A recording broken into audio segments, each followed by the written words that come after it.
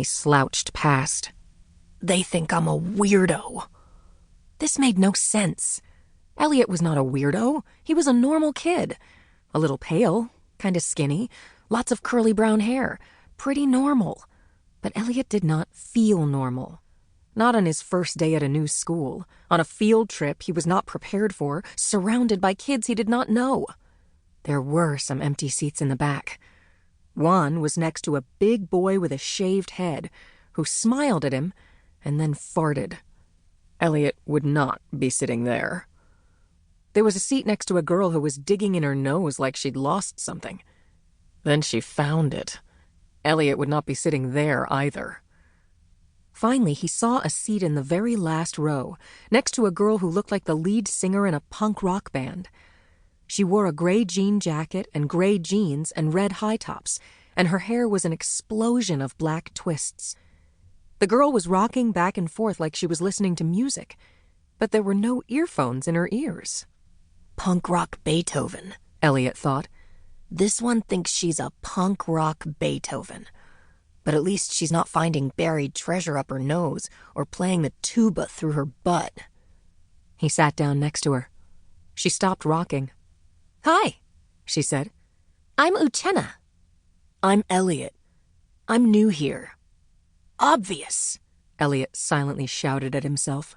"Don't say things that are obvious." "This is my first day." "Everybody knows that. Even though school started 3 weeks ago. Why are you stating facts that everyone knows?" Uchenna said, "I was new last year.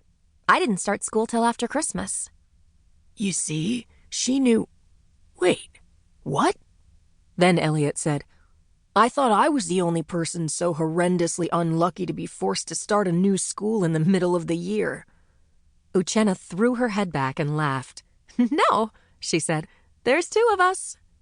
And that is how Elliot Eisner and Uchenna Devereaux became friends. Chapter 2. The class's teacher was Miss Vole. Elliot liked to memorize books about animals. It was one of his hobbies, so he knew that voles are kind of like mice, but even smaller, with tiny eyes and plump little bodies.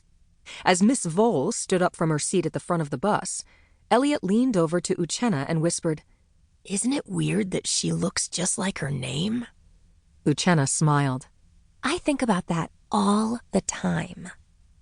Miss Vole cleared her voice. "Now, children," she said. She spoke like they were in kindergarten. She made her eyes very large, and if her voice got any higher, only dogs would be able to hear her. "Children, I expect you to be on your very best behavior." Very best was just about in dogs-only territory. "We have a special guest with us today for our field trip." Uchenna put her fingers in her ears so her eardrums wouldn't explode. Elliot snickered and did the same. Miss Vole went on, "His name is Professor Fauna." It sounded like fauna. "Can you say Professor Fauna?" "Why wouldn't we be able to say that?" Elliot whispered. Uchenna laughed and then shoved her fist into her mouth to stifle the sound. "Professor Fauna," the children chanted. And then the professor stepped onto the bus, and it was as if a shadow had fallen over the whole class. Uchenna stopped laughing at once. Elliot gripped the green vinyl of the seat. The professor was tall, with a thick beard that was half black, half gray. His hair stood up from his scalp like he was in the habit of kissing electric eels. He wore a threadbare tweed suit and leather shoes that looked like they had been really fancy once, long ago. "Buenos dias, mis amigos," he said. His voice sounded like someone had put rocks in a blender. Uchenna leaned over to Elliot. She wasn't smiling anymore. "He's a social studies teacher here. Everyone's terrified of him. They say he's totally unhinged from reality." "Is he dangerous?" Elliot asked. He didn't like things that were dangerous unless they were animals, and he only liked dangerous animals if he was memorizing.